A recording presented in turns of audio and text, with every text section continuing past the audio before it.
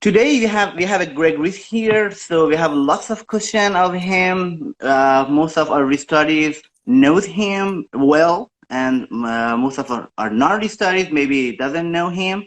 Okay, Greg, how did you get familiar with the restart movement? Oh, first of all, tell me about your background. Sorry, tell me about your background and resume. Most of us doesn't know that. My background? Yes, in your resume.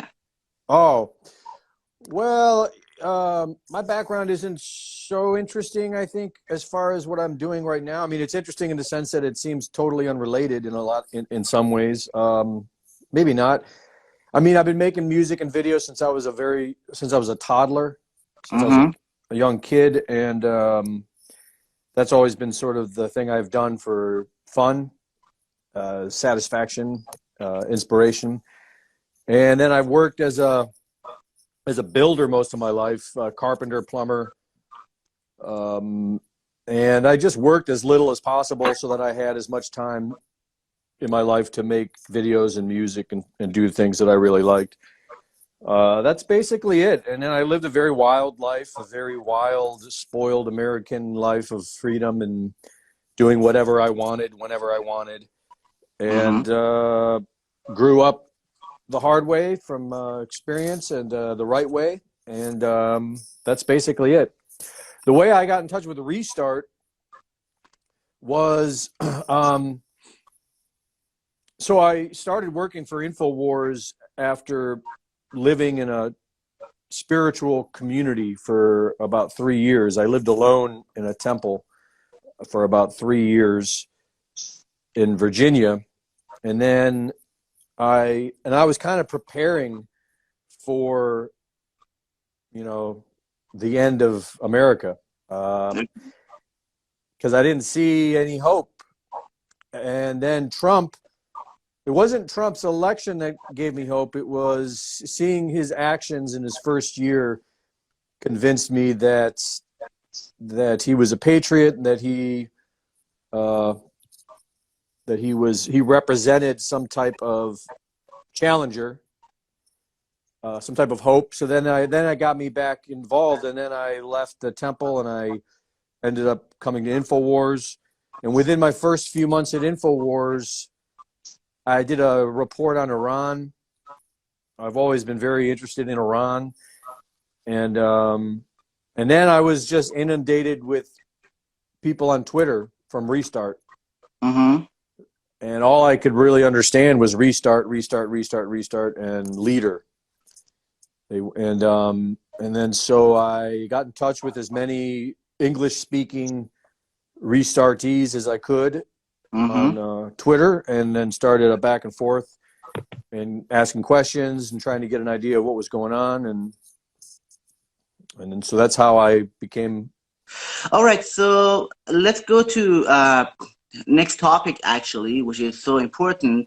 So, I mean, most of people are criticize us about why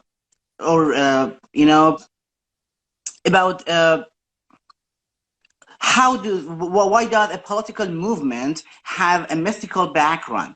I wanted to know your opinion, because you already mentioned that you are a Yugi. So what's your opinion about it? That's my favorite thing about Restart. Okay. That is,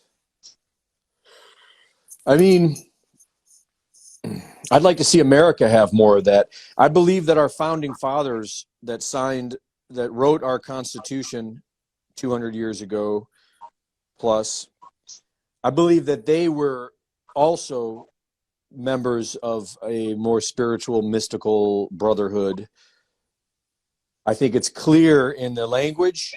And we know they were. We know that a lot of them were members of Masonic societies and things like that. Freemasons get a bad rap. I think almost every tradition has been subverted and taken over in the modern world. So, but the times that we're in right now, these are epic times. These are, I think, it's an end of an era. I think it's the shift between eras. Some would say the equinox, precession of the equinox, 26,000 year cycle. That's what a lot of people, that's what I tend to lean towards. Pole shift, you know, we see the poles, the magnetic poles are shifting, and when we look at the record of pole shifts in the past, that has to have some type of relationship to what's happening. According to yoga tradition, there are cycles in life, eras, ages, and so we're at the shifting, I think, between one age and the next age. Okay. That's a long answer, but yeah, so that's my favorite thing about Restart is that has a mystical background. Yes, it embraces the biggest truth there is. The biggest truth there is that we are spiritual beings living in physical experience, and there's a purpose to it. And the only way any of us are going to find that purpose is by harmonizing with it and tuning into it and accepting it and playing with it. Okay, let's move on another topic. What's your opinion about our Restart leader, Seyed Mohammad Hosseini? How do you describe him? I like Seyed Mohammad Hosseini.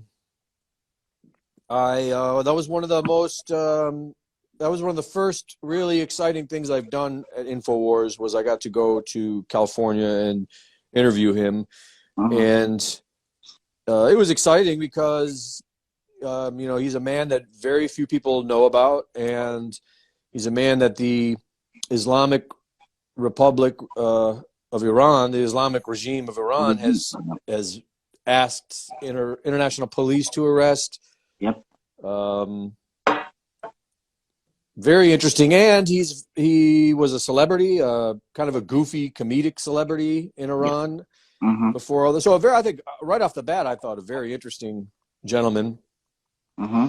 And meeting him in person was great. I met him and two of his friends in California, and everyone was very well dressed, which is up to Persian stereotype, which is good. And I thought I met his son, and I thought it was a pleasure meeting all of them. Very good men, I thought. I very much enjoyed chatting with Mr. Hosseini, and we were keeping in touch for a bit up until 2020, probably 2020. I mean, things have just been so crazy now in 2020. I would love to see him again. I keep wanting to, next time I'm in his area in California, to have dinner. I will say this: the most interesting thing he said to me, and I quote him all the time on this, is he said, we were talking once about the people that aren't awake. So like Restart is a very enlightened crowd of people, part of the Great Awakening, I would say. There are people all over the world that are waking up, that are learning how to think for themselves and seeing things as they really are. But then there are also a lot of people that aren't, that are falling more asleep, that are like, it's crazy. It's actually very sad and scary to see all these people that are like falling under the spell. So I was talking to Seyed Mohammad about that, and I was like, what are we going to do about these people? You know, I mean, and he said, we need to change the art. And when he first said that, it didn't make sense to me, because I wasn't thinking, like, in America, art has become television, Hollywood, music, mainstream media, pop culture. That's the art. And it's all propaganda. It's all full of lies. It's all full of hate. It's all a very dark, ugly, dismal, satanic, Luciferian, destructive art. Yep.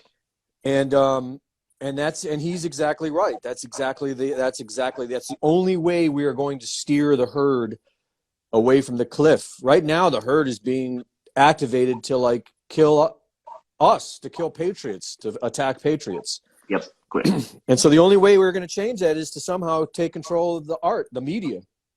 Yep. The media All right. is the biggest enemy of the people. Yep. It's the most powerful weapon being used against the people. Great. And so that was the most interesting thing that Seyed said to me. And I think one of the reasons it's so interesting is that in America, when we think of the word art, we don't think of the media, but that's exactly what it is. And the reason we don't think that is because when we think of art, I think we tend to think of something as beautiful. I know, yeah. And the media is not beautiful. The media and what we have in America is just ugly. The crazy Arab Muslims say that we're the great Satan. And in a way, we look like it because our media certainly looks like the great Satan, you know. So we need to change it back into something beautiful. And what's beautiful is the truth. That's what's beautiful, is just speaking the truth and allowing artists to express opinions on the truth. So as you know, very well, actually. So the Restart has done lots of challenges against the terrorist Iranian regime. But all media that you mentioned are censored us. What do you think about it? Well, I mean, it seems like Restart is the voice of Persia, is it seems to me. That's how I've learned about Persia and Persian culture. And what I've learned so far is that Restart is an excellent example of Persian culture.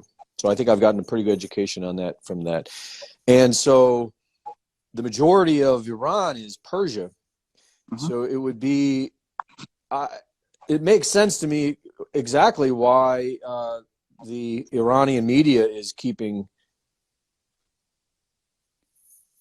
everyone ignorant of Restart, is because Restart would become the most popular movement in Iran if it was allowed to be given its voice. Because I mean, it speaks.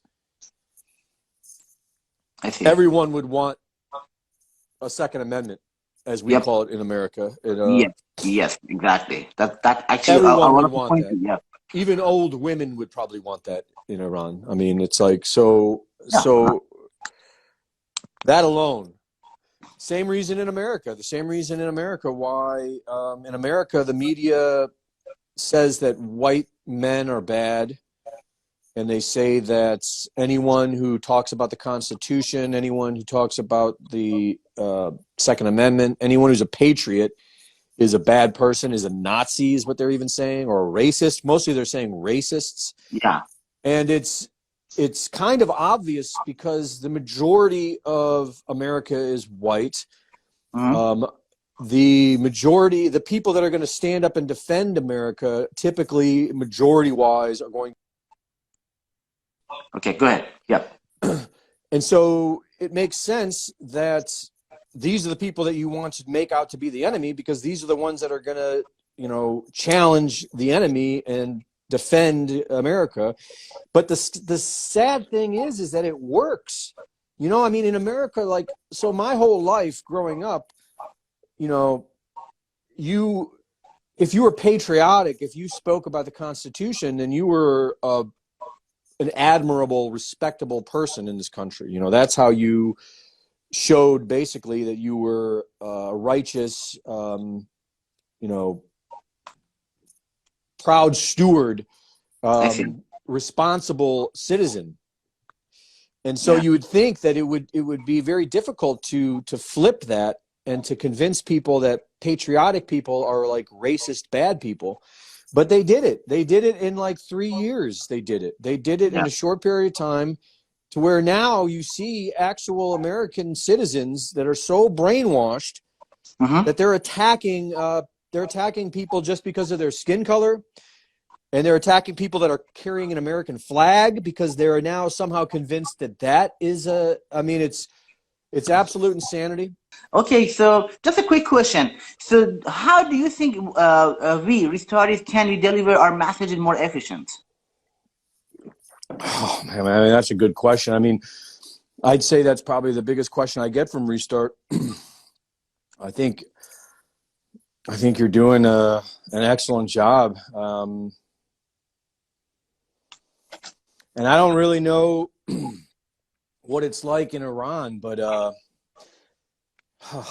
I think, you know, really ultimately where we're at, we need to take control of our countries. We need to take control of our media. We need to, yeah. I mean, one of the reasons I've been so,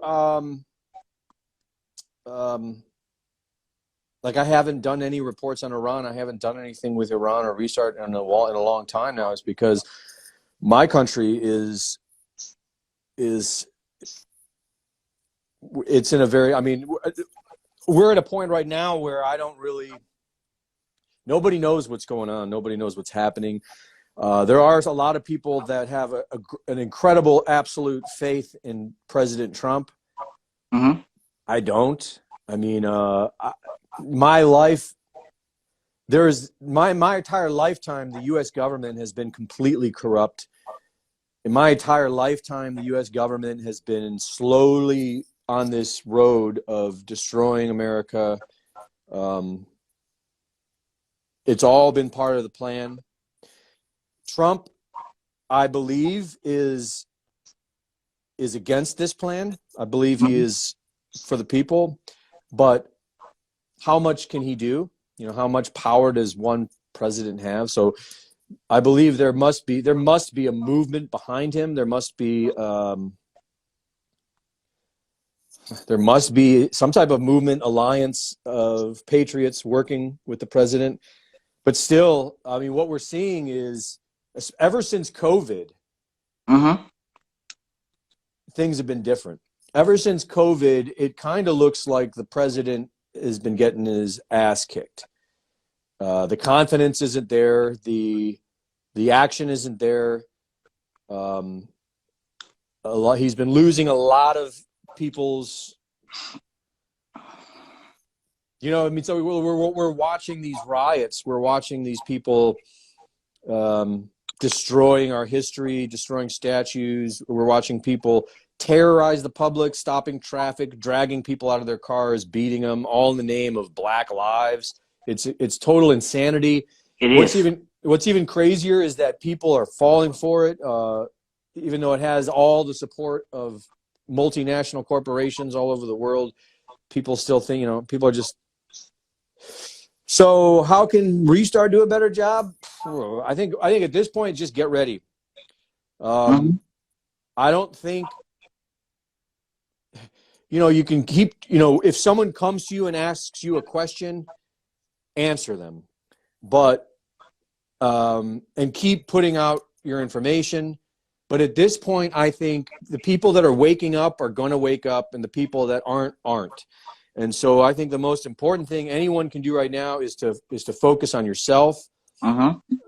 Make yourself as good as you can. You know, look at, you know, really look inside yourself. Look for your weaknesses, look for your flaws, and try to address those and try to overcome those things, because it's really going to come down to,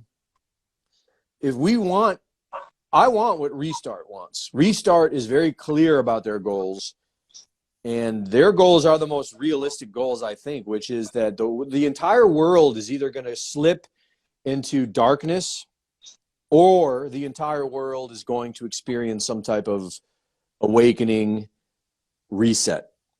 Gotcha. So yeah, I think so. Long answer to the question, but I would say the best thing anyone can do right now, whether you're Restart or whether you're a patriot in any country, is really start looking at yourself. Okay, Greg, I know you're a specialist in globalism, and I'm going to ask you about globalism. What is this? Would you explain more about it? So, on the surface, it's simply a reformation of power, adapting to the modern era, forming a global government, one government.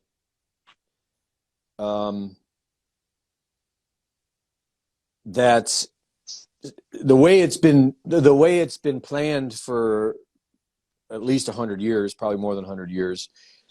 seems to be using the communist Chinese model as the beta test, as the model that the rest of the world will then fall under. And that seems pretty clear, the way that the way that globalists brag and about China and how great communist China is, and I can see why they like it, because communist China it's the most sophisticated form of tyranny that the world has ever seen, the most advanced form of authoritarianism. So, but really what I think globalism is, on a more spiritual, on a more mystical angle, is, like I said earlier, I think we're at the end of an era.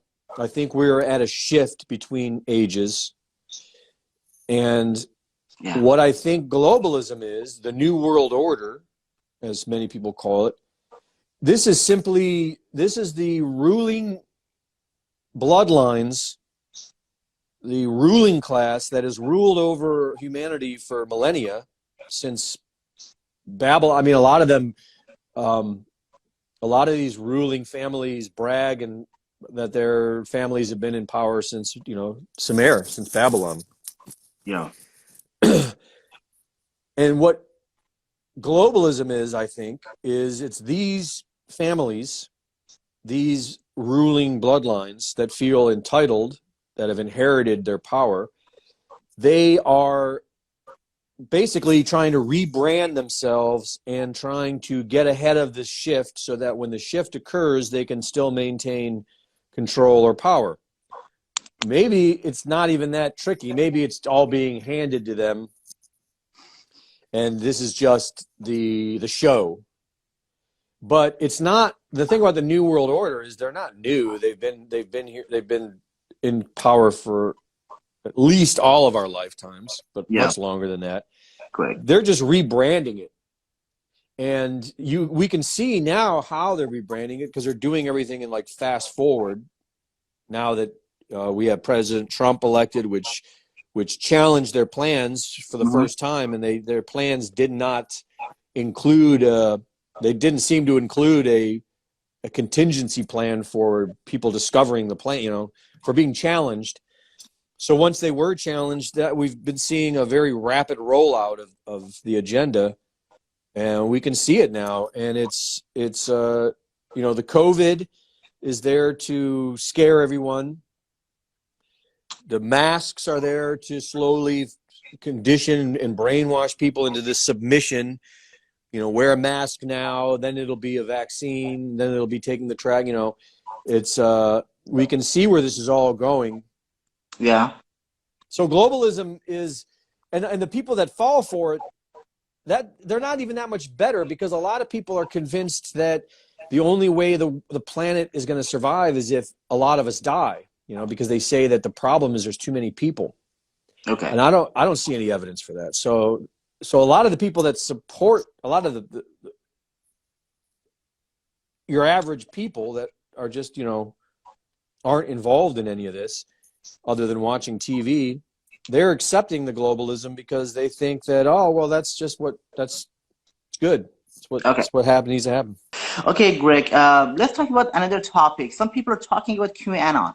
And honestly, nobody doesn't know who are they exactly, right? Since QAnon was supporting Restart MIGA, I wanted to know what's your opinion about them, please?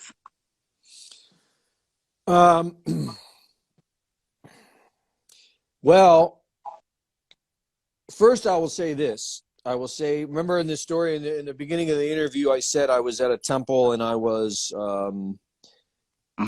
just working on acceptance and what really got me activated was Q. Somehow, and I wasn't watching 4chan. I wasn't looking. I never even really heard of 4chan or 8chan, so I wasn't looking at those boards.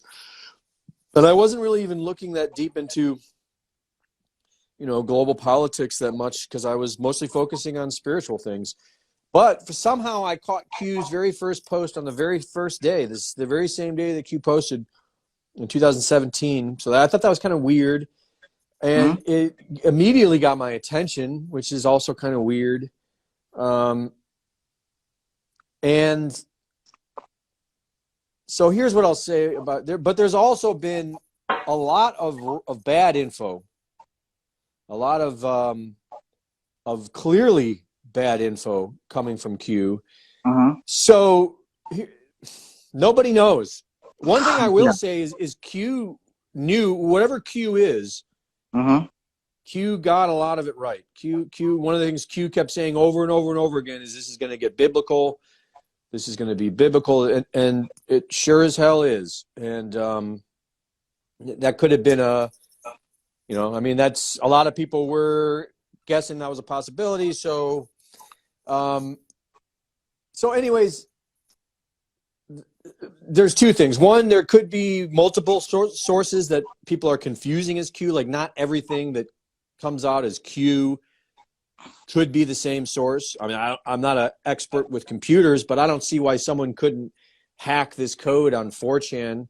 You know, it's not like cryptocurrency or blockchain technology. It's just basic, encrypted website. So there's that.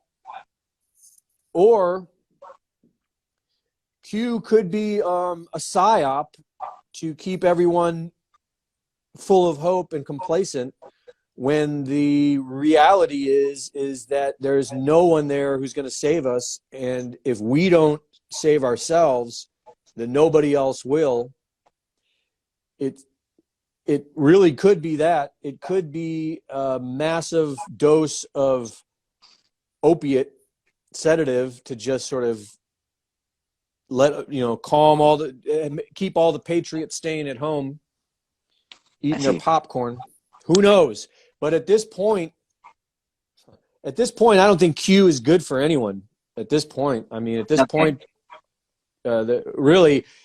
And the other thing that occurred to me too is do we deserve freedom if we don't take it ourselves? Got it. Yep.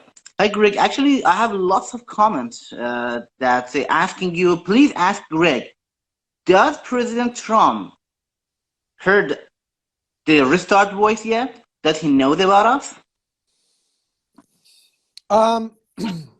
That's a very good question.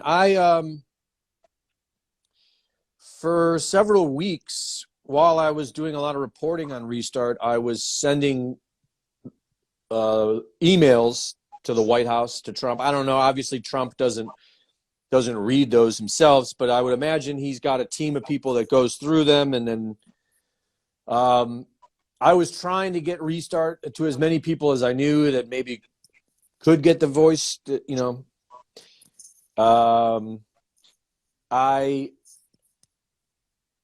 I don't know if has he ever retweeted anything to do with?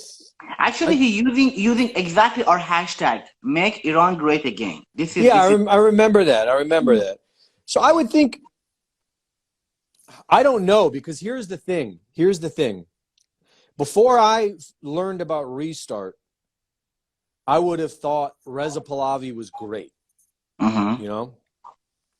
It wasn't until I got educated by Restart that I understood that Reza Pahlavi was represented the Crown of England, basically represented an outside controlling force, not an actual patriot populist movement. But I didn't know that until I got and so I would imagine Trump. I could see how Trump would feel the same way, that Reza Pahlavi is the best viable solution because when you look at Iran before the '79 revolution, and you look at it now, then most Americans will be like, yeah, let's go back there. Let's go back to how it was then. But it's much more complicated than that. So I don't know, but I do know that what I do see from President Trump is he does seem to be acting like a proper U.S. president. Like he's not just taking control of things. That's not what his job is. His job really is to respond to the will of the people. So I think that the American people need to start need to start taking back what we want before, and then the president will support us. But I don't think it can be the other way around. And I think that also applies with Iran. The way Trump has been talking about Iran, Trump has been very hands off, but at the same time basically saying to the people of Iran, I'll back you up. You know? I see. Okay. Yep. So you know what? Let's talk. Actually, you already mentioned about the President Trump and its allies. So I'm going to ask you about Iran. I mean, nowadays Iran and the United States. What's your opinion about Iran and recent events and verbal conflict between Iran and United States? Do you think is there any possibility to military confrontation between Iran and US? Oh, I think it's very likely. I think so. When you see what's happened in America, you see, well, COVID happened everywhere, but COVID, after COVID, the riots, the Black Lives Matter terrorist organization unleashing against the American citizens, the entire pop culture, mainstream media supporting that. Basically shaming any American who questions it as being a racist, you know, all that stuff. So what this does is it makes you realize something's coming next. There's war right now. These aren't small things. These are big plays. So something's coming next. And so when I think of what's coming next, the thing that makes the most sense to me would be for Iran to attack America with some type of bioweapon, some major city in America, which would then cause America to then shut everyone down like they've been trying to do with COVID. Now they're shutting everyone down for this. Everyone's already sort of like prepared to be shut down. Millions of people have already had their jobs taken away from them. And so the goal is to destroy Trump and to destroy America. And the easiest way to do that at this point, I think, I'm not the smartest guy in the world, and usually what the enemy does is smarter than me, so it probably won't be this. But the best thing that I can think of is Iran, because no one would question that. No one would question it. You know? Yeah. It's like everyone kind of expects it. And I think that was what the whole purpose of the Islamic Republic was. The entire purpose of the 1979 revolution was to put psychotics in control of Iran so that someday they could be used to start World War III, along with North Korea. And this is also what I found very interesting about Q, is that from the very beginning, Q was exposing North Korea and Iran as being proxies of the globalists, which is, I think, true. So I thought that was very interesting that Q revealed that right away. And it also, that's why Trump has been trying to neutralize North Korea and Iran, is to somehow avoid this. I would ask you and your audience, as a follow-up to this, have you seen any changes in the Islamic Republic? Like, have you seen any changes as far as No. No? Of course, no. It's going to be worse and worse, actually. Yeah. It's not getting better. So, hey, Greg, let's talk about recent action. John Bolton. So, you know that the recent leader 5 years ago talked about, actually, you mentioned that, about the coup was the globalists want to happen to Iran and put their own allies in leadership of Iran. In one of the tweets, recent leader mentioned the John Bolton is going to be supporting the MEK and Reza Pahlavi to do for the same things. So what do you think about him? Well, one of the reasons I like the restart movement is like a lot like the InfoWars audience. You know, the InfoWars audience is, we're not really political. You know, we're not like Republican or conservative or liberal or Democrat, or we're just seeking truth, and mostly learning about the corruption and the deception, learning about the lie, and that's one of the best ways to liberate yourself. So, John Bolton, everyone knows John Bolton we would call him a neocon in America. New conservative. A war hawk. And anyone who's paying attention, who's not like stuck on political partisan lines and stuff in America, knows that about Bolton. And so the big question for a lot of us was, why did Trump ever take him on? You know, like, so that's a big question right there. Why did Trump, some people think it's some type of strategy, keeping letting the enemy expose themselves.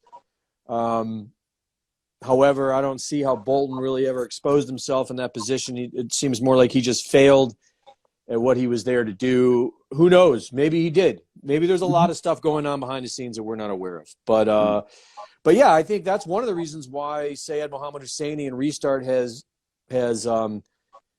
garnered a lot of support from American patriots, is because those American patriots that are paying attention and that are seeing what's happening recognize the commonality, the truth seeking. You know, basically, it's all about seeking truth. It's not about picking a side, or unless your side is truth. You know? Yeah, it is. Yeah, that's correct. So I'm going to ask you last question. Just 4 minutes left.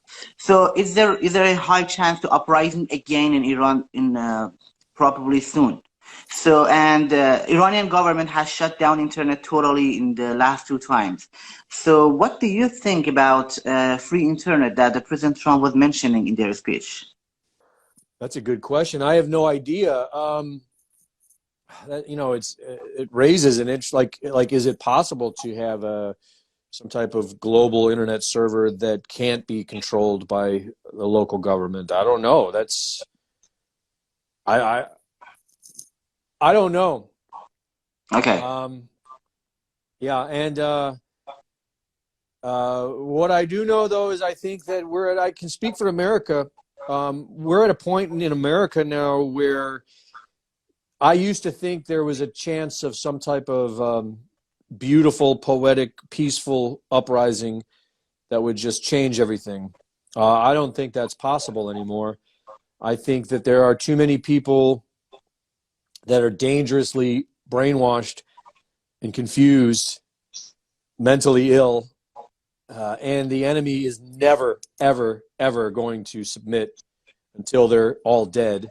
So at this point in America, at least, it's going to get very messy, I think, no matter what, even if we win. And so I would imagine this is going to be I would imagine this is true everywhere, including Iran. And so it's a numbers game. It's really going to come down to how many people awake and how many people demand freedom. So sorry, Greg, because there's one more minute left. Last word.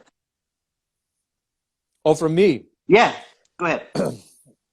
I think that would be my last word. My last word would be that we're experiencing a global awakening that's never happened in recorded history, in my opinion. And the only way that we're going to get what we want is to have enough people wake up.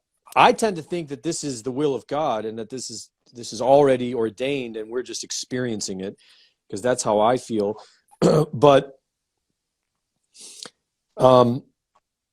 it's an amazing time to be alive.